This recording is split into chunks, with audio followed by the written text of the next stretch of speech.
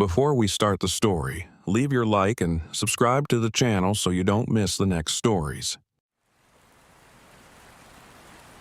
I've been on the road longer than I care to admit, watching the world go by one highway at a time. There's a saying among truckers, the road is honest, but it doesn't forget. I never knew what that meant until that night on Route 491. They call it the Devil's Highway. Used to be Route 666, back when people believed numbers could carry curses. The feds changed it to something less spooky, but anyone who's driven it knows the truth. You don't have to believe in curses to feel it. The emptiness, the way the stars disappear behind clouds that seem to follow you. I'd always stayed off that stretch, but with bills piling up and a last-minute haul on offer, I took the job.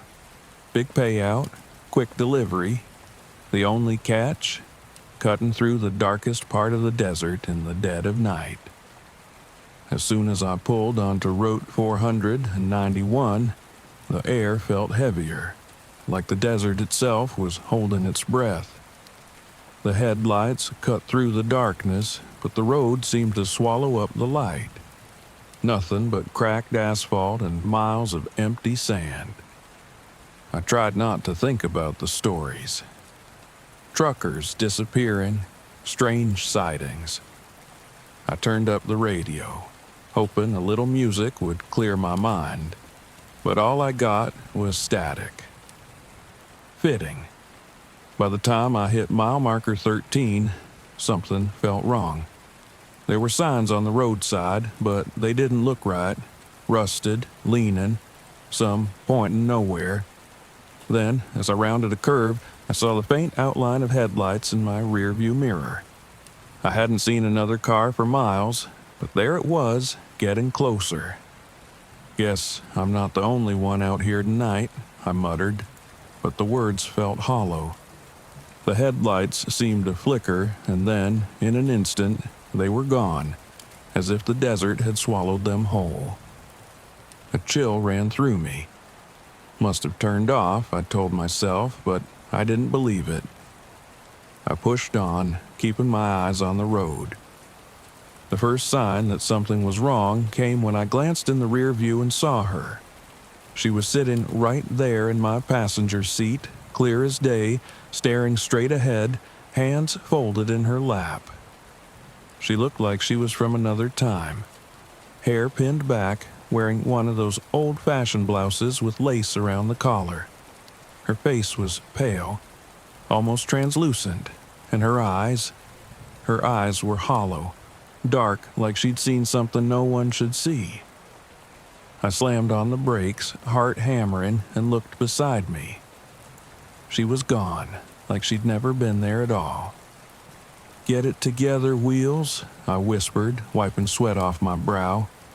"It's just the dark playing tricks." But when I looked in the mirror again, she was back, staring at me. This time her mouth opened, but no sound came out. I closed my eyes, counted to 5, then opened them. She was gone. I took a shaky breath, pressing the pedal harder than I should, trying to outrun whatever I'd just seen. But the feeling stayed with me, like she was still there, just out of sight, waiting.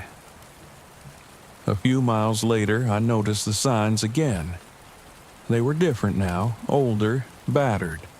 One of them still bore the number 666, faded and scratched, barely legible. My skin prickled. That number wasn't supposed to exist anymore. I told myself it was an old sign someone hadn't bothered to take down. But that feeling of dread kept creeping in, digging deeper under my skin. And then I saw it. A figure on the roadside. A man, this time, just standing there with his head down, hands at his sides. As I passed, he turned and watched me, his eyes glowing like embers in the dark. He was gone as soon as I looked back, just like the woman. The whispers started a little after that. Soft at first, like the rustle of wind, but soon growing louder, voices overlapping, each word thick with accusation. "You left us," they hissed. "You left us." I gripped the wheel tighter, jaw clenched, trying to block them out. But the whispers got louder, filling the cab until I couldn't even hear the engine. I tried turning the radio on again, but the static only made it worse, the whispers weaving into the crackling noise like it was a part of them. I floored the gas, feeling the engine struggle against the speed, but no matter how fast I went, the whispers stayed. I glanced into the mirror again, heart pounding, and this time the back of the cab was filled with figures. Men and women, old and young, all crammed together, their eyes hollow, their mouths moving in silent accusation. "You left us." That's when I knew where I'd seen that woman before, the one with the old-fashioned clothes.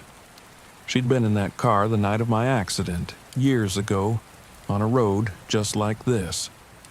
I'd been driving a similar haul late at night and swerved to avoid a stalled car. I made it out, but they didn't. 2 lives, gone in an instant. I'd buried the memory, never told anyone, convincing myself there was nothing I could have done. But now, here they were, faces I couldn't remember haunting me like I'd never forgotten. I sped up, the figures in the mirror growing clearer, filling every inch of the back seat. A woman with bruises around her neck, a child, face pale and eyes hollow, an old man with his mouth twisted in a silent scream. I screamed, the sound tearing from my throat as I looked away, praying they'd vanish, that I'd wake up. But they stayed, watching, silent, the cab suffocating with their presence. My knuckles were white on the wheel as I took the next turn hard, tires skidding. That's when I saw it. The rest stop, a relic from another era, with an old faded sign that read, "Welcome to Devil's Rest." Graffiti covered the sign, warning, "Turn back, and the road keeps what it takes." I had no choice. I pulled in, hoping I could catch my breath, shake this nightmare loose. The place was eerily silent, no lights, just the moon casting long shadows across cracked pavement. I stepped out of the truck, legs shaking, and walked toward the main building. That's when I saw them, a group of people, gathered in a circle in the darkness. They stood still, eyes closed, all dressed in different clothes, some modern, some older, some covered in dust and others with faces frozen in terror. They looked like travelers from different times, different places all drawn together. They were waiting. For a long time I just stood there, my breath coming in the shallow gasps. I don't know what I thought I'd find, but I couldn't look away. Then, one by one, they opened their eyes and turned toward me. Their mouths opened, but instead of words, all I heard was a wail, a long, endless sound of sorrow and anger that seemed to fill the air around me. The whispers returned, louder now, each one accusing, demanding, "You left us. You left us." I backed away, but their voices followed, growing louder. I turned and ran, stumbling toward my truck, desperate to escape. But as I reached for the door, a hand grabbed my shoulder, cold and clammy. I spun around, and there she was, the woman from my past, the one I'd seen in my cab. Her face was inches from mine, eyes filled with sorrow. "You could have saved us," she whispered, her voice like sandpaper, "but you left." I yanked the door open, climbed in, and slammed it shut, locking it as if that would keep them out. But when I looked in the mirror, they were already there, filling the cab once more. This time, their faces were twisted in rage, their mouths stretched into silent screams. The truck wouldn't start. I turned the key again and again, but it only sputtered, refusing to come to life. The fuel gauge was dropping fast, as if the road itself was draining it dry. I pounded the wheel, heart racing, eyes darting to the rearview mirror where the figures waited, motionless, staring. My own voice cracked in a desperate whisper. "I'm sorry. I'm so sorry." The whispers paused, the cab filling with a thick silence. Then, one by one, the figures began to fade, dissolving into shadows until I was alone. The truck roared to life, the fuel gauge back where it should be. I didn't question it. I threw it into gear, pulling out of that cursed rest stop, speeding down the highway, hoping to leave it all behind. But as I drove, I couldn't shake the feeling that they were still with me, waiting. I never took Route 491 again after that. But every now and then, late at night, I feel a chill in the air and I know they're there, watching. I've been driving trucks for over 2 decades, and let me tell you, I don't scare easy. Never been the type to jump at shadows or see ghosts where there's just fog. But after that haul up Dead Man's Pass last winter, something shifted in me. You wouldn't believe me if I told you half of it, but I've got to get it out, make someone understand. It was supposed to be a routine run. Specialized equipment from Montana up through Alaska, good pay, no questions. The kind of job you don't turn down, even if it means going through Dead Man's Pass. That stretch of highway is notorious in trucker circles, but I'd done it before and never had a problem. So when Peanut asked if he could tag along in a convoy, I didn't think twice. Peanut was a new father, eager to prove himself on the road and save up some extra cash for his family. He's superstitious as hell, carries charms and amulets for luck, and talks about road spirits like they're his family members. Still, I figured he could hold his own on a long haul. The minute we hit the outskirts of Dead Man's Pass, things started going sideways. My truck had been running rough, but that night it was like the engine had a mind of its own, sputtering and coughing like it was going to give out. Peanut, driving a few yards behind me, sounded nervous over the radio, too. "You good up there, Mud?" he asked, voice crackling through the static. His CB handle was Peanut, a nickname from back when he was a scrawny kid just starting out. "Yeah, she's just whining," I replied, though I wasn't so sure myself. The fog rolled in as we climbed, thick as smoke, swallowing the moon and the road. Peanut and I agreed to stay close, both of us knowing what could happen if either of us got stranded out there alone. A while later, the CB crackled again. It wasn't Peanut this time. The voice on the other end was thin, almost melodic, and familiar in a way that made my skin crawl. "Mud, Peanut," the voice whispered, lingering over each name like it knew us. My hands tightened on the wheel, and I glanced in the side mirror, half expecting to see someone staring back. There was nothing but fog and shadows. "Did you hear that?" Peanut's voice came, soft and shaky. "Just interference," I said, though I wasn't convinced. "Stay focused." We drove on, the CB going silent, leaving only the low hum of our engines and the strange, suffocating quiet of the mountain. A few miles up, my headlights caught something moving by the roadside. At first, I thought it was a deer, skin pale and eyes glowing in the dark. But as I got closer, I realized it was no animal. It was a person, gaunt and hollow-eyed, standing stock still by the edge of the road, staring with an expression I'll never forget. "Peanut, you see that?" I whispered into the CB. There was a long silence, then, See what? I glanced back, but the figure was gone, swallowed by the fog as if it had never been there at all. A few miles later, the engine noise grew worse, and I had no choice but to pull over at a small overlook to check under the hood. Peanut followed, pulling up behind me, the glow of his headlights casting eerie shadows over the trees. "Everything all right?" he asked, stepping out of his truck, stretching his legs. "I don't know," I muttered, grabbing my tools. "Just give me a few minutes." While I worked, Peanut wandered to the edge of the overlook, peering into the darkness beyond. That's when he froze, standing as still as a statue, staring at something I couldn't see. "Peanut, you good?" I called, wiping my hands on an oil-stained rag.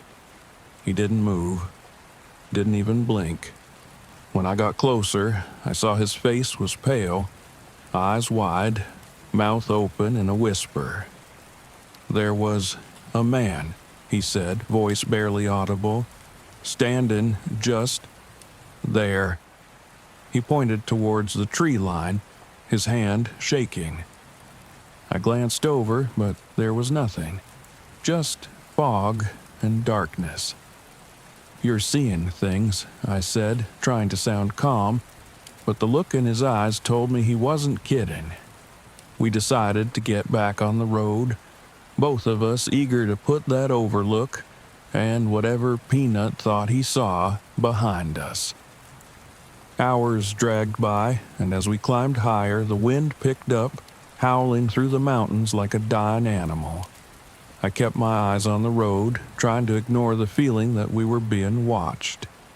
But then, something darted across the road right in front of me, so fast and pale it looked like a flash of lightning. I slammed on the brakes, my rig skidding, tires screeching on the wet pavement. "Did you see that?" I heard Peanut whisper over the CB. My hands were shaking as I pressed the button to respond, trying to calm myself.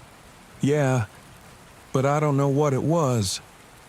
My heart was still racing when, a moment later, another figure appeared. This time it was a woman standing in the middle of the road, her hair matted, clothes torn, with eyes so hollow I could swear she wasn't alive. She lifted her arm, pointing directly at my truck, her mouth opening in a silent scream. I swerved, nearly running off the road, my heart pounding as she vanished into the fog. "Peanut, did you see that?" He didn't respond. "Peanut," I repeated, my voice louder, but the only answer was the hollow echo of wind and static. We pulled into a rest area further up just to catch our breath. It was one of those old, abandoned stops that hadn't seen a fresh coat of paint in years, with trucks parked in neat rows but no people inside. Inside the station, there was a crumpled newspaper from the 1950s on the counter. Peanut, always curious, picked it up and started reading aloud, his voice low and shaky. "Mysterious disappearances at Dead Man's Pass," he whispered. "Truckers vanish without a trace. Last seen by..." He trailed off, looking at me with wide eyes. "Mud, this isn't right." "Stories to scare kids," I muttered, brushing it off. But inside, my gut was twisting like I'd swallowed glass. We decided to sleep in the trucks, locking the doors and keeping the lights on, though I wasn't sure they'd do much good. That night, sleep didn't come easy. My dreams were filled with shadowy figures drifting in and out of view, faces pressed against my windows, calling my name. I woke in a cold sweat, gripping the steering wheel even though I hadn't been driving. The next morning, Peanut looked worse than me, his face pale, eyes hollow. I heard voices all night, Mud. They were calling me, just outside the window. His voice shook, and for a moment, I wondered if he was telling the truth. When we set out again, the fog seemed thicker, almost tangible, like we were driving through a curtain of wet, gray fabric. We were barely a few miles up the pass when I saw her again. The woman from the road, standing just off to the side, her hand raised as if to wave us down. This time, Peanut saw her too, and he swerved so hard he nearly drove off the cliff. I managed to get on the radio. "Peanut, pull it together." But Peanut wasn't listening. He was staring out his window, eyes wide, mouth moving as if he were speaking to someone I couldn't see. And then the truck behind me went dead silent. I slammed on my brakes, jumping out of the cab, running back to his truck. When I reached his door, my stomach twisted. Peanut was gone. The truck was empty, engine idling, headlights on, but no sign of him. It was like he'd vanished right out of his seat. I searched the area, shouting his name, hoping he'd just wandered off, but the fog was thick as ever, and the only answer was the echo of my own voice. Hours later, the highway patrol found me, wandering the side of the road, clutching Peanut's lucky charm that I'd found lying in the dirt. They asked questions, but I could barely explain what had happened. How do you tell someone that your partner disappeared in a fog? That ghosts followed you down a mountain pass? They wouldn't have believed me anyway. Since that night people have been talking, other truckers say they've seen 2 rigs driving in tandem up Dead Man's Pass, one with a hollow-eyed figure behind the wheel, and another with a pale man who won't answer the radio. Some folks say it's just another ghost story, but I know better. I'm Eli Bishop, and I don't scare easy. 30 years driving rigs, and I've spent more nights on the open road than anywhere else. The solitude suits me fine. No family, no friends to keep up with, just a man in his truck watching the world go by. But there are stretches of road that don't fit into the world I know. Places where the silence feels unnatural, and the shadows cling a little too close. Silent Hill, Arkansas was one of those places. I'd heard about it, of course. Truckers talk, and those stories get around. Legends of the Watchers, ghosts or something like them that sit along the side of the road, observing any fool brave enough to pass through. I never believed in that kind of nonsense, but on this trip, I didn't have the luxury of choice. My usual route was closed, and I was hauling essentials, food, water, blankets, to a tiny mountain town just hit by a flood. They needed supplies fast, and Silent Hill was the only way to shave a few hours off the drive. So I took it. It was past midnight when I hit the turnoff, the highway giving way to a narrow, twisted road that cut up into the hills. No streetlights, no signs of life, just me and my headlights piercing the night. After hours on the wheel, fatigue was settling in, but the thought of pulling over on Silent Hill made me tighten my grip and keep my eyes on the road. The road was too quiet. Usually, there's the hum of the engine, the crackle of the radio, even just the faint buzz of static. But tonight, there was nothing. Complete silence. I fiddled with the radio, trying to pull in a signal, but every station was dead air. Not even a whisper. After a while, I shook it off as a coincidence. Nothing to worry about. But then I noticed something else. The trees lining the road seemed off. I couldn't explain it. I tried to ignore it, but the feeling stuck with me, gnawing away like an itch I couldn't scratch. And then I saw the first one. I'd pulled off to check the tires and stretch my legs when I noticed it. On a tree just a few feet from my cab, someone had carved a strange symbol. A crude, oval shape with a slit down the middle, like an eye staring back at me. It looked fresh, the wood raw and splintered, as if someone had just taken a knife to it. My stomach twisted, but I told myself it was nothing. Probably some local prank, but as I turned back to the truck, I couldn't shake the feeling that something was watching me. Back in the cab, I took a deep breath, cranked the engine, and hit the gas.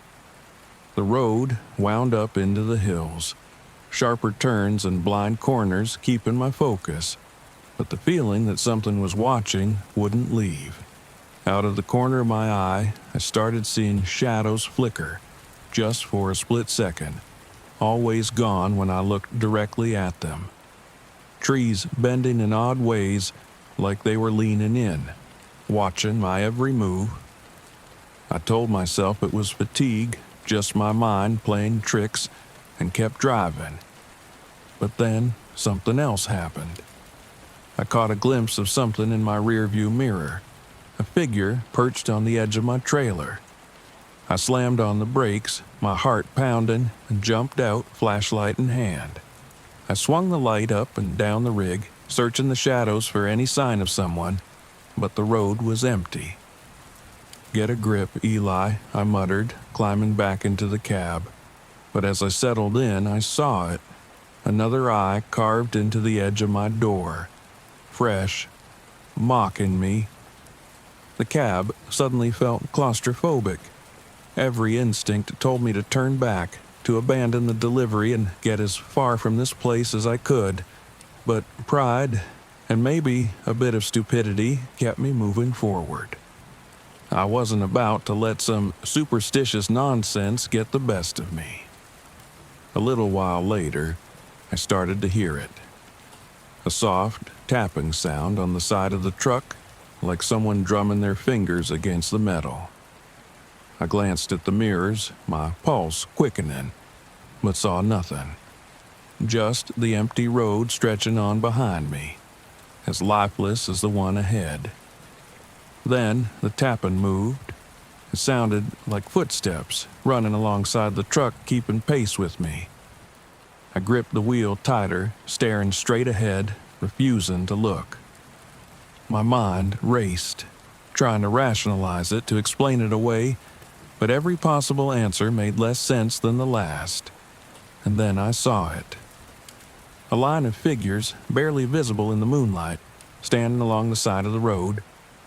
Men, women, children, all silent, staring at me as I passed.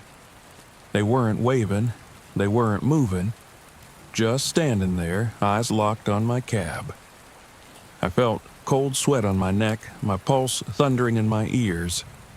I wanted to look away, to focus on the road, but something about those faces held me captive. They looked wrong.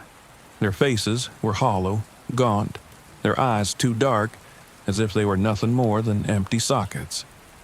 As I passed, they seemed to turn their heads in unison, following my every move.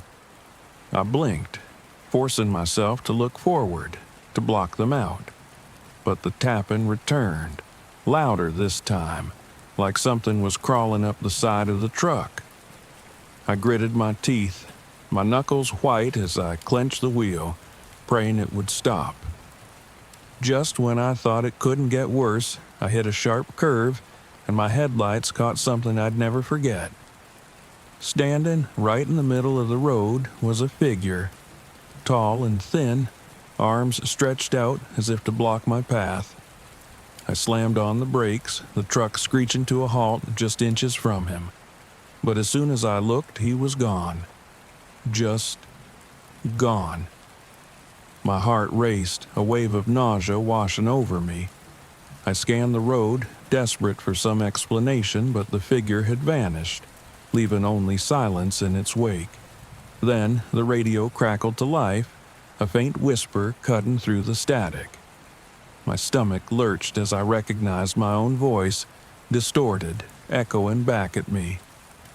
"Get a grip, Eli. Get a grip." My pulse pounded as the voice continued, each word twisted, mocking. I slapped the radio off, breathing hard, but the sound lingered, fading only after a few seconds. It was as if the night itself was taunting me, feeding off my fear. By now, I was desperate to leave. I gritted my teeth, determined to reach the end of this road, no matter what waited on the other side. But Silent Hill wasn't done with me yet. As I climbed the next stretch, the air grew thick, heavy, like I was driving through water. The truck felt sluggish, the engine laboring as if something was weighing it down. Then I saw them. Figures lining the road, not moving, not blinking, just watching. A line of them stretching out as far as I could see, each one holding the same haunting expression. I knew, without a doubt, that these were the Watchers. The legends weren't just stories, they were real. They closed in as I drove, standing closer and closer to the edge of the road, their eyes fixed on me.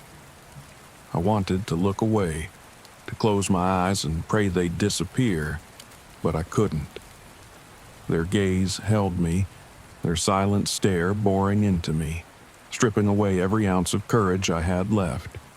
Then came the whisper, soft at first, barely audible, but growing louder with each passing second.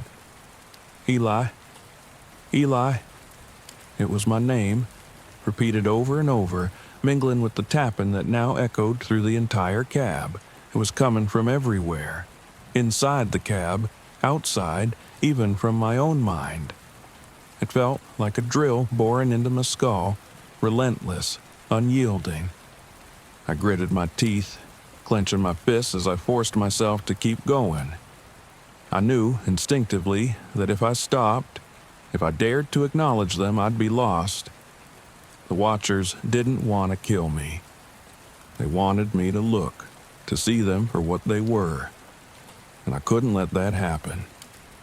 I floored the gas, the engine roaring as I sped up the hill, refusing to look back. The tapping grew louder, faster, like 1,000 fingers drumming against the metal. But I focused on the road, forcing myself to ignore it. Just as the sun began to break over the horizon, the tapping stopped. The silence returned, heavy and oppressive, but this time it felt different. I looked up, and the Watchers were gone. The road stretched out empty before me, bathed in the first light of dawn. I pulled over, gasping for air, my hands shaking as I clutched the wheel. For a moment, I let myself believe it was over, that I'd escaped. But then I saw it. A single, fresh symbol carved into the side of my door, a crude, staring eye, mocking me in the light of day. My heart sank as I realized the truth. I hadn't escaped. I'd simply been allowed to leave. I started the engine, hands still trembling, and drove the rest of the way in silence. The delivery was quick, just a blur, and I turned back for home without a word to anyone. But the memory of those figures stayed with me, haunting my every step. And even now, I can still feel their gaze, lingering on me like a shadow that won't fade. Every time I glance in my mirrors, every time I stop on a deserted road, I know they're watching, waiting. I'm Jack Reed, but the guys out on the road call me Rattlesnake. Nearly 30 years driving trucks, and I've seen a lot. Mostly nothing, sometimes a little weird, but nothing I couldn't explain with a bit of logic. That is, until last month when I drove Dead Man's Pass with a kid named Cody Jones. Cody was fresh, maybe 25, and about as green as they come. Called himself Lucky, some nickname he'd picked up in the military, though he never told me why. He had this odd charm, optimistic, if not a little naive. But as he joined me on this job, a high-value electronics haul from Reno to Albuquerque, I had a feeling he'd learn the road's harsh truth soon enough. We were running late from the get-go, thanks to a load delay. To make up time, the agency put us on Dead Man's Pass, a winding, twisted stretch through the Navajo Nation that, even on a clear day, made you clench the wheel until your knuckles turned white. Truckers call it the pass of no return for a reason. Everyone has heard stories, and none of them end well. We hit an old truck stop on the edge of the desert to fuel up before tackling the route. It was a lonely, rusted-out shack with more dust than diesel, and a narrow porch half hanging off its frame. As we walked in, the attendant, a skinny old guy with glassy, milky eyes that seemed to look through you, just stared. When I tried to order coffee, he muttered something low and strange in Navajo. Cody, poor kid, just looked at him, grinning nervously like he always did. "What's that, partner?" I asked, giving him a hard look. The old man leaned in, his breath stale and sour. Dead man's pass. No one travels it without consequence. He looked at Cody, who fidgeted with a silver bracelet on his wrist, a habit he'd picked up at every stop. "Hold on to your silver, boy," the man continued. "It might save you." I brushed it off, muttering about spooked locals. Cody, on the other hand, stared at the man like he was hiding some kind of prophecy. "Don't let it get to you, kid," I grumbled as we stepped back outside. "Locals love telling tales to rookies like you." But the unease in his eyes stayed, lingering like a shadow as we climbed back into our cabs and hit the road. Darkness swallowed us as we hit the pass, the sky moonless and endless. The high beams cut through the black like blades, but they barely illuminated the road's twists and turns. To keep the kid from getting too spooked, I kept our CB chatter light, talking about anything but that old man's cryptic warning. About an hour in, Cody's voice crackled through. "Hey, Jack, you see that?" I scanned the road but saw only darkness and the occasional sharp silhouette of a Joshua tree. "See what?" "I don't know, just shadows. Thought I saw someone standing there for a second." "Road plays tricks on you when you're tired. Ignore it." He went silent, but not before I heard a quiet mutter. My grandma used to talk about things like this. I rolled my eyes, thinking he was young enough to still believe in ghost stories. But then a chill crept down my spine. Maybe he wasn't entirely wrong. Then it happened. The CB radio began to buzz, faint whispers breaking through the static. I slowed down, squinting at the speakers. The sound was so low it was nearly inaudible, yet I felt a growing dread in my gut. "Did you hear that, Jack?" Cody's voice cracked through the static, shaky and low. "Just interference. Ignore it." But deep down I knew it wasn't just interference. That sound was alive, an eerie, lingering echo that whispered words I couldn't quite make out. The road twisted up into the mountains, narrowing at each turn. The wind picked up, howling and whistling through the cab, sharp and piercing. The road felt endless, and fatigue crept into my bones. My eyelids grew heavy, the hum of the engine a lullaby threatening to drag me under. Cody's voice came through again, this time just a whisper. "Jack, I don't feel right. Something's wrong." "Focus on the road," I snapped, irritation rising with my own tension. "You'll be fine." I didn't hear his response, just the crackling of the CB. I shook my head, trying to stave off sleep, but my focus was slipping. Out of the corner of my eye, I noticed a figure, tall, gaunt, standing in the middle of the road. My heart seized, and I slammed on the brakes, the truck skidding to a halt just in time. I jumped out, flashlight in hand, expecting to see something. But the road was empty, only my own boot prints in the dust. I cursed myself for jumping at shadows and radioed Cody. "Thought I saw someone on the road," I said, hoping he didn't catch the edge in my voice. His response came slowly. "I thought I saw it too, Jack. Looked like a man, didn't it?" I swallowed, realizing my fingers were trembling. "Let's just keep moving." We climbed back into our cabs and pressed on, but the sight of that figure, or the lack thereof, lingered with me, settling into the back of my mind like a bad omen. My gut told me it wasn't over. Then came the scream, a high-pitched wail that echoed through the mountain pass, freezing us in our tracks. I felt my hands grip the wheel tighter as the hairs on the back of my neck prickled. "Jack," Cody's voice quivered. "What was that?" I didn't have an answer. The sound, too human, yet hollow and chilling, filled the air around us, pressing against the truck like an invisible weight. A bead of sweat ran down my brow, and I muttered a curse under my breath. I wanted to tell Cody it was just the wind, but the lie felt stale even as it formed in my mind.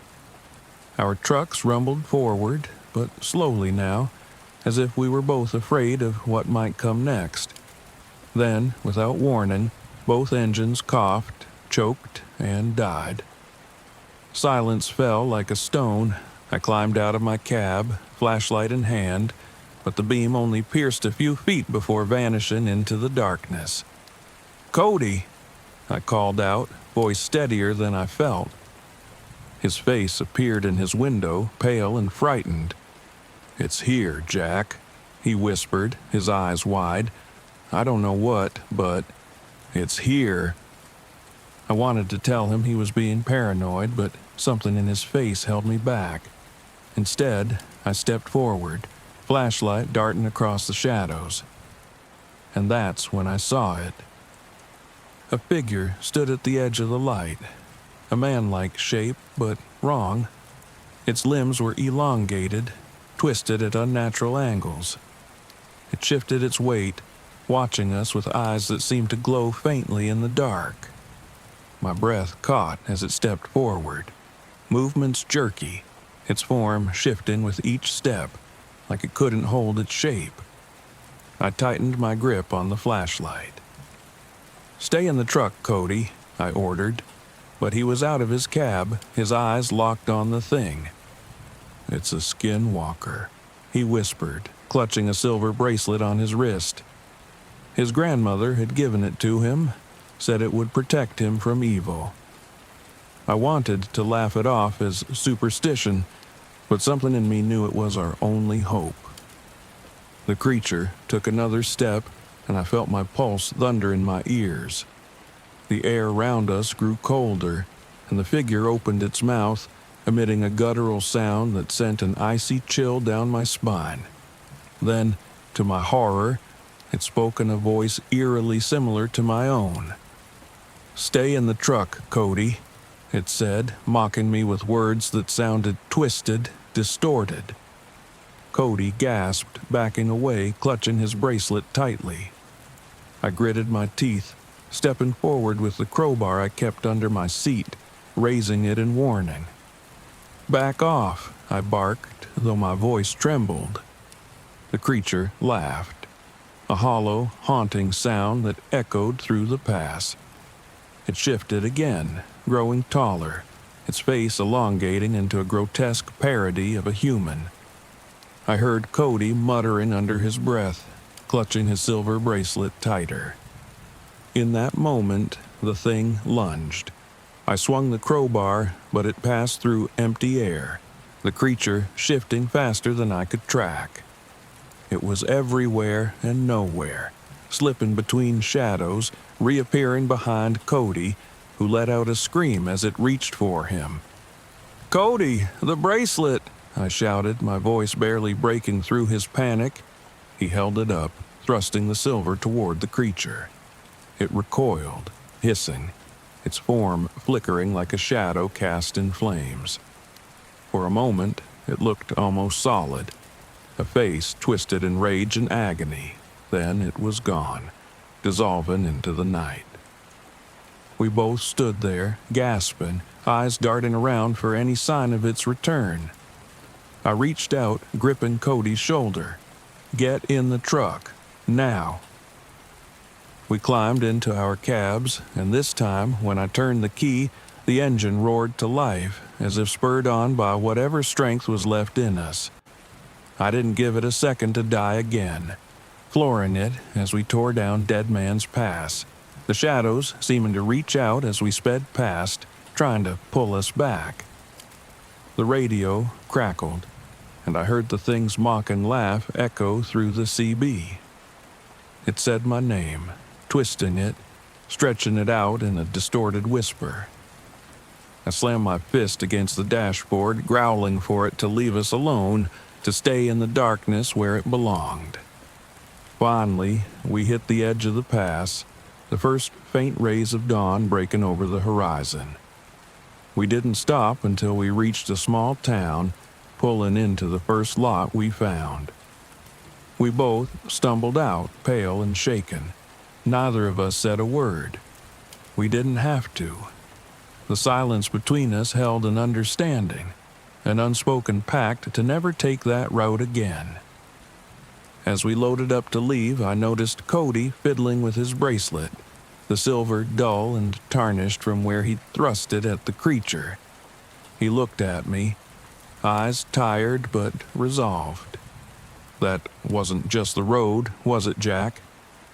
I shook my head. "No, kid. Some roads don't just take you where you're going. Sometimes they take a piece of you with them." He nodded, quiet, and for the first time I felt like he understood. The road had its ghosts, its shadows, and maybe, just maybe, a few things we weren't meant to see. There's something about the Nevada desert at night that gets under your skin. The silence out here isn't like the silence of the forest back east, where I grew up. It's more hollow. Feels like you're driving through a place that isn't meant to be touched by human hands, where even a whisper gets swallowed whole. I'm Travis Red Miller, 48 years old, 25 of those spent behind the wheel. Been through every state, every kind of terrain. But Route 50, the loneliest road in America, well, it lives up to its name. I was hauling equipment from Reno to Salt Lake City, cutting through the heart of the Nevada desert. Nothing but empty stretches of road for hours, dotted with the occasional gas station or rundown diner. I had the AM radio on, static breaking up faintly as the miles rolled by, filling the silence with the kind of late-night talk I've always loved. Conspiracy theories, ghost stories, unsolved mysteries. Just crackling voices in the dark, spinning tales I never gave much thought to. Until tonight. I was nearing Austin, a speck on the map, when my CB crackled to life, loud and sudden, startling me out of a half-daze. "Anyone out there?" the voice on the radio said, shaky, almost desperate. I ignored it at first. Lots of guys get weird on night drives, picking up frequencies they shouldn't, hearing things that aren't there. I'd heard it all before. But this voice, it was different. Something about it sounded familiar. "Please," it said again, and this time there was an edge of panic to it. "I'm not alone. Someone's following me." I felt a twinge of irritation, flicking the CB off. I didn't need to be pulled into someone else's drama. But a few minutes later, the radio crackled back on by itself, louder this time, the voice cutting through the static. "Red," it said, and my heart skipped a beat. "Red, are you listening?" I hadn't told anyone my handle, not for this run. I leaned forward, my eyes narrowing on the radio. "Who is this?" I asked, trying to keep my voice steady. Silence followed, the kind of static-filled quiet that feels like it's watching you back. I shook my head. Probably a prank. Then, out of the corner of my eye, I saw headlights in the mirror, Far back, but unmistakable. A truck following at a distance. Nothing strange about that, except I hadn't seen another vehicle in miles. The radio buzzed again. Red, he's getting closer. My grip tightened on the wheel. This wasn't funny anymore. I glanced in the mirror, and for a moment, those headlights flickered, like they were blinking in and out of existence. But they were still there, a haunting pair of lights in the dark, steady and relentless. I shook my head, trying to clear the unease settling in my gut. Just nerves, I told myself. Long drives play tricks on a man's mind. Red, the voice on the radio crackled, softer this time. Do you remember the scar? I felt a chill creep up my spine. The scar. The one running down my left arm, a reminder of a stupid accident when I was 16. I'd never told anyone on the road about it, no reason to. I pressed the talk button. Who the hell are you? I demanded, but the radio was silent again, the voice disappearing like it had never been there. I glanced back at the headlights, still the same distance behind, flickering like something out of a nightmare. I didn't stop in Austin. Couldn't shake the feeling that those lights would be waiting for me if I did. I needed to put some distance between me and whatever was going on back there. The radio came to life again, the voice fainter now, almost pleading. Red, don't leave me. My heart pounded as I kept my eyes fixed on the road, trying to ignore the chill crawling over my skin. The voice sounded like me, like a version of me from years ago, younger, scared. Don't look back, it whispered. He'll catch up if you look back. I swallowed hard, forcing myself to keep my gaze on the road ahead. I'd seen strange things before. Roadside oddities, mysterious lights, even what looked like a UFO once. But this felt different. This felt personal. As I pushed on, the headlights behind me never faded. No matter how far I drove, they stayed the same distance away, flickering in and out like something playing cat and mouse. And then, just as suddenly as they'd appeared, they were gone. I breathed a sigh of relief, thinking maybe I'd finally left whatever it was behind. I was just starting to relax when I saw the faint glow of a gas station sign up ahead. Old and rusted, but open. I was low on fuel, so I pulled in, my mind still reeling. The place was quiet, too quiet, like a movie set after everyone's gone home. The lone attendant looked up as I pulled in, his eyes meeting mine briefly before he looked away, like he'd seen me before but didn't want to remember. Fill her up, I muttered, but he didn't respond. Just nodded and got to work, avoiding eye contact. I leaned against the cab, lighting a cigarette and staring out into the dark, feeling the quiet settle in. That's when I saw him. A figure standing at the edge of the lot, barely visible in the faint glow of the gas station lights. Tall, thin, wearing a faded flannel jacket, just standing there, watching. I squinted, trying to make out his face, but it was too shadowed. Something about his stance seemed familiar, though, like I'd seen him before. I took a step forward, the hairs on the back of my neck prickling. I looked down for a second to drop my cigarette, and when I looked back up, he was gone. I turned to the attendant, who was finishing up with the pump. Hey, you see that guy? He shook his head, barely meeting my eyes, and muttered something about getting back inside. He practically scurried back into the station, leaving me standing alone in the dim light. I didn't stay to think about it. I climbed back into the truck, put it in gear, and pulled out onto the road. But as soon as I was back on the highway, the radio crackled to life again. Red, it whispered, faint and full of sorrow. You can't run from this. You know who I am." A pit opened up in my stomach, and I glanced in the mirror. The headlights were back, closer this time, bearing down on me like a pair of glowing eyes. I pressed the gas, speeding up, but the lights stayed with me, unwavering. "I know who you are," I murmured, gripping the wheel so hard my knuckles turned white. "I know what you are." The voice grew louder, more insistent, morphing until it sounded like my own voice, screaming back at me through the static. "You can't leave me behind, Red. You'll never be free of me." I floored the pedal, the speedometer climbing as the engine roared, but the lights stayed with me, matching my speed effortlessly, like a shadow that wouldn't let go. The road stretched on endlessly, a black ribbon cutting through the desert, and I realized there was no outrunning it. Whatever was following me was more than just a phantom on the road.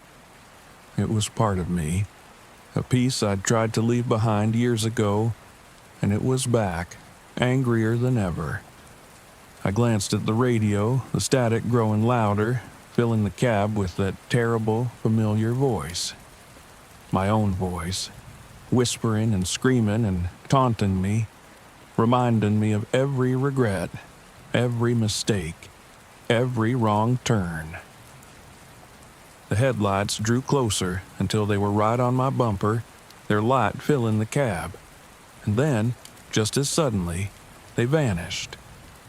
Silence filled the truck, so thick and heavy it felt like a weight pressing down on my chest. I eased off the gas, breathing hard, the fear still clawing at me. My hands trembled as I reached for the radio, and as I clicked it off, the voice whispered one last time. "I'm waiting, Red. I'm always waiting." The road stretched on ahead of me, empty and endless. I drove through the dawn, feeling the weight of something dark and relentless bearing down on me, something I couldn't shake. And as the sun rose, I glanced in the mirror one last time, half expecting to see those headlights still following me. There was nothing. Just an empty stretch of road and the endless desert waiting. But I knew, deep down, that it wasn't over. I've been driving rigs since I was 23, long enough to know every sound my truck makes, every flicker in my gauges. I know when to trust my gut and when to ignore it, which is why I almost laughed when the dispatcher told me to convoy down Highway 491 with some rookie named Ray Guzman. The highway to hell, they call it.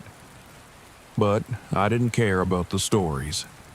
I didn't care that no one wanted to drive it alone, not at night.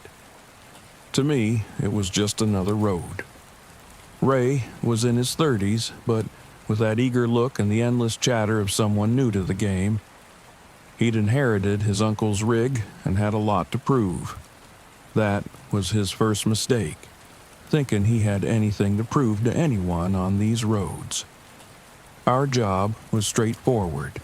Get a load of medical supplies from Albuquerque to Phoenix, cutting through the four corners. They didn't tell us why it was urgent, just that it was. And they didn't care that it was nearly midnight when we started. So Ray and I rolled out, me leading in my old red Peterbilt, which I'd long ago named the Beast. The first hour was uneventful, but as we got deeper into the desert, Ray's voice crackled over the CB. "Tank, you there?" I sighed, half tempted not to answer. "Yeah, Ray, I'm here. Eyes on the road." "Did you hear that?" "Hear what?" "Thought I heard. Never mind. Just my radio acting up." I frowned, glancing at my own CB. Sometimes equipment would pick up stray frequencies, but the hairs on the back of my neck prickled when Ray's voice dropped to a whisper, as if he didn't want anyone to hear. "I swear I heard my uncle, Tank, said my name just like he used to. I grunted. That's just the road playing tricks on you. Keep your head on straight. Ray was quiet for a while after that, and I figured I'd scared him off from chatting. Good. I liked silence on the road, especially on nights like this one when the dark feels heavy. Real heavy. Then, about 50 miles into the stretch, the first real weird thing happened. My headlights started flickering. Just a quick flash at first, but then it became steady, like someone was playing with a light switch. My heart started thumping faster, and I checked the gauges. They were spinning wildly, all in the red. The beast's engine sputtered like it was fighting for air. Tank, something's wrong. Ray's voice crackled through the CB, panicked. My lights just went out. I could barely see his truck in my rearview mirror, but I could make out his headlights flashing in sync with mine.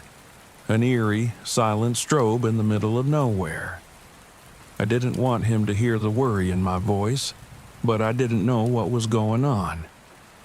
Keep your speed steady. Don't panic. Right. He sounded breathless, scared. But Tank, there's something else. I found this knife under my seat. Carved name on it. Says Teresa Thibodeau. That name mean anything to you? The blood in my veins turned to ice. My mother's name. She died when I was a kid, and there was no way Ray could know that. I clutched the wheel tighter, my knuckles going white. It's nothing, I lied, my voice harsher than I intended. Throw it out if it's bothering you. He didn't answer. Probably knew I was lying, but didn't have the guts to call me out. The silence was thick and heavy, just like the fog that started rolling in. It was unnatural, a wall of gray swallowing the highway, cutting down visibility to a few feet. The mile markers stopped making sense, too. We'd been driving for over an hour, but every time I saw a marker, it said the same thing. 666. I don't believe in ghosts, curses, or any of that. But I do believe in danger, and I could feel it pressing down, thick and suffocating, like the fog. I almost expected to hear Ray on the CB, his shaky voice cracking, but he stayed quiet. I think he knew we were in it deep. Then, as if on cue, I saw them. Shadows moving in and out of the fog, darting across the road. They were long and thin, stretched like people, but not quite. Every so often, I'd catch a glint of something, a flash of teeth or eye shine, the way an animal's eyes catch headlights. I grabbed the CB. Ray, you seeing this? Yeah, he whispered, voice trembling. I thought I saw a guy standing right on the shoulder, just staring at me. My palms were sweating, and I clenched the wheel to keep my hands steady. Keep moving. Don't stop, no matter what. It felt like hours passed with those things flitting in and out of sight. Then, out of nowhere, my CB crackled to life with a voice I hadn't heard in years. My son's voice, clear as day. Dad, are you there? I couldn't breathe.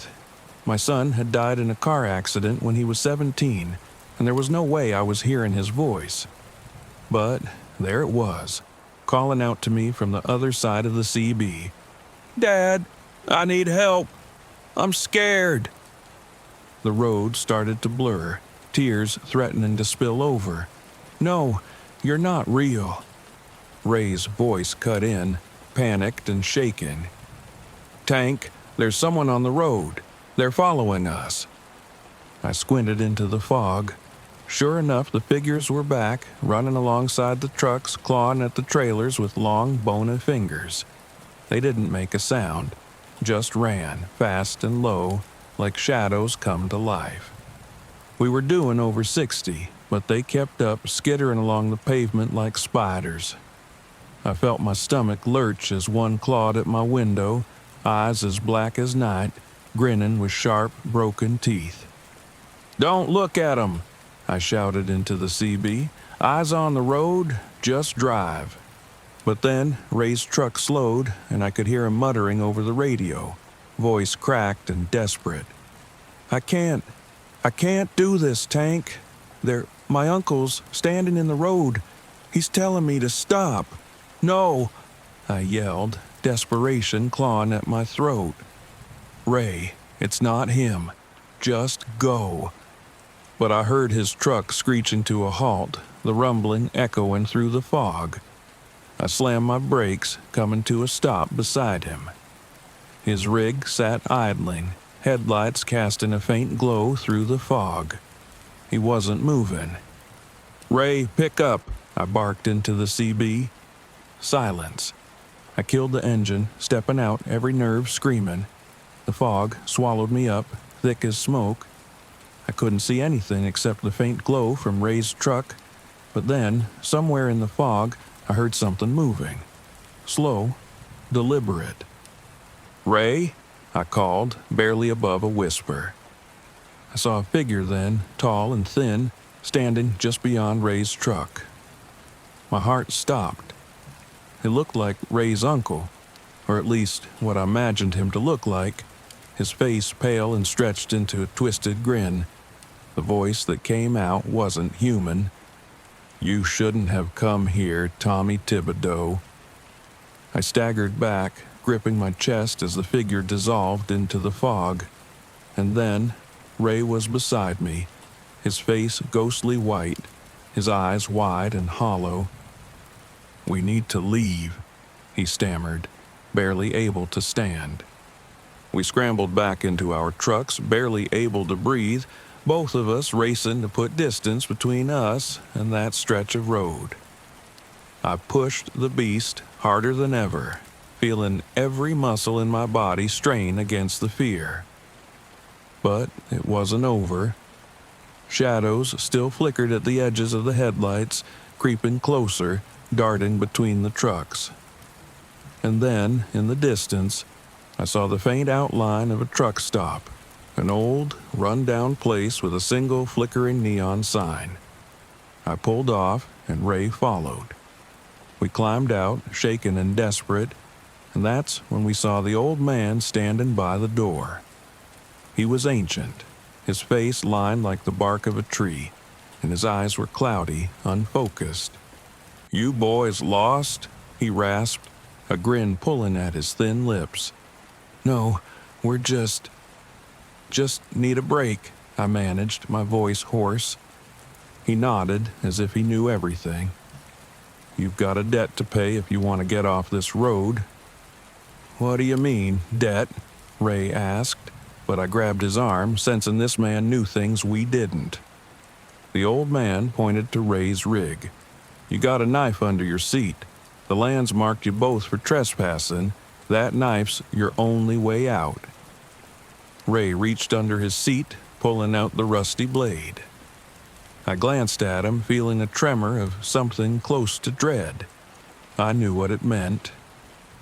The old man nodded slowly, his cloudy eyes unseeing but knowing. "Bury it. Bury your pain, or the road will take you." With no other options, we dug a hole beside the deserted truck stop, burying the knife under the sand, both of us working in silence.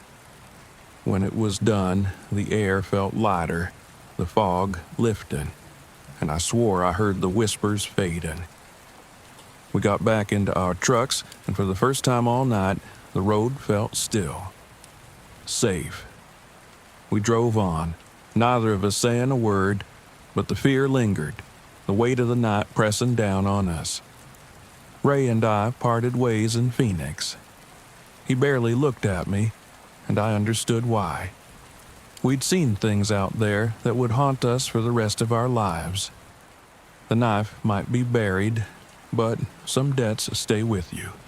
And sometimes on lonely stretches of road when the fog rolls in, I think about that night, about the shadows, about the things that watched us, waiting for us to stumble.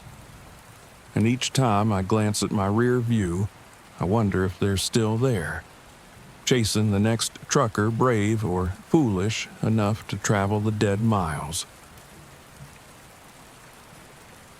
I wasn't supposed to have Charlie on this run, but life has a way of throwing curveballs.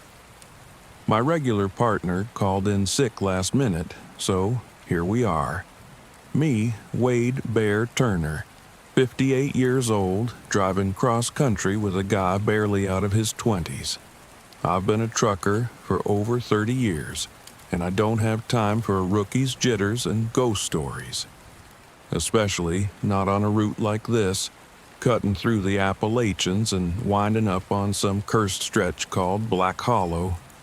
This route has a bad rep, but we're short on time and short on options, so here we are. As we drive, the night is black as coal, and I can feel fatigue sinking into my bones. But I'm not saying a damn thing to Charlie. The kid's already freaked enough. It's his first long haul overnight, and I can see him sneaking glances at me every few minutes. Can't tell if he's looking for assurance or hoping I'll turn back, but I'm not about to entertain either. The dashboard clock reads 1:12 a.m. when the first sign of trouble appears. The headlights flicker just once, and I catch a shadow dart across the rearview mirror. I shake it off. Long nights play tricks on a man's eyes, and I'm not about to let a flickering light make me nervous. Still, it's odd. The truck passed inspection yesterday. This shouldn't be happening. Beside me, Charlie clears his throat. "Hey, Wade, you, ever hear stories about this road?" I grit my teeth, wishing he'd just keep quiet. Every back road in America's got stories. Doesn't mean they're true. He chuckles nervously, but it dies out quick.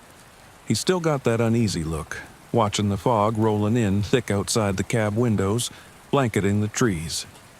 The road looks like it's dissolving into smoke. "Just keep your eyes on the road," I mutter. The silence between us grows tense, heavy with unspoken fears. I can feel the kid's nerves as if they are my own. We pull into a small truck stop at the edge of Black Hollow. The lights are dim, buzzing with a strange hum, and there's an old diner still open, the 24 hours sign flickering like it's got a short circuit. A faint, sour smell lingers in the air, like something's rotting nearby, but it could just be garbage left out too long. Inside, the diner's empty save for a waitress with flat, lifeless eyes, her mouth barely moving as she takes our orders. I get a coffee. Charlie orders a sandwich, though he hardly touches it. I sip my coffee and feel her gaze on us, her eyes not quite meeting ours. Behind the counter, an old trucker stares into his mug, mouthing words without making a sound. I squint, and it takes me a second to realize his lips are moving, but no sound is coming out. I can't tell if it's the lights, the hour, or my own damn nerves, but something about this place feels wrong. Charlie leans in, barely above a whisper. "Wade, I don't think we should stay here long." "Relax," I say, forcing a smile I don't feel. Places like this just look creepy after midnight. There's no harm in it. I can tell he doesn't believe me, and to be honest, I'm not so sure either. But I'm Wade Turner, damn it. I've been on the road longer than this kid's been alive, and I don't spook easy. We finish up quick, heading back to the rig, but as I glance around, I notice something that makes my stomach drop.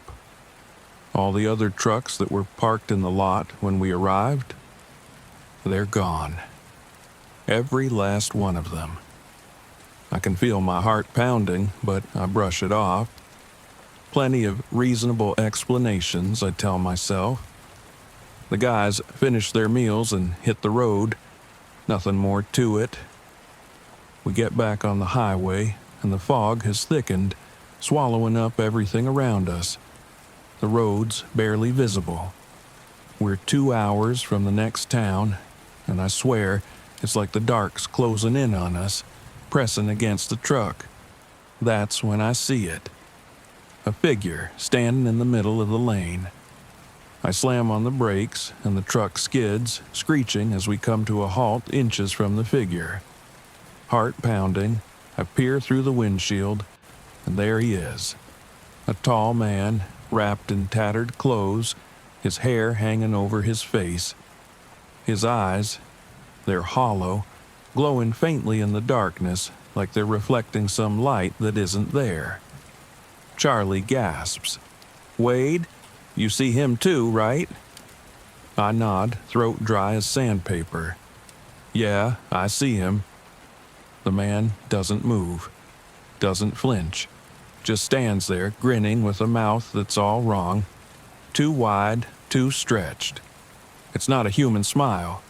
Every instinct in me is screaming to hit the gas, get the hell out of there. But I'm frozen, staring at that smile. Then, just as quickly as he appeared, the man seems to dissolve, breaking apart like a shadow under a flashlight.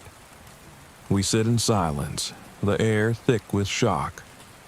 I grip the wheel so hard my knuckles ache, trying to shake off the feeling clawing up my spine. I tell myself I'm imagining things, but the look on Charlie's face says he saw it too. The truck is dead silent as I start it up again, but it doesn't feel like we're alone.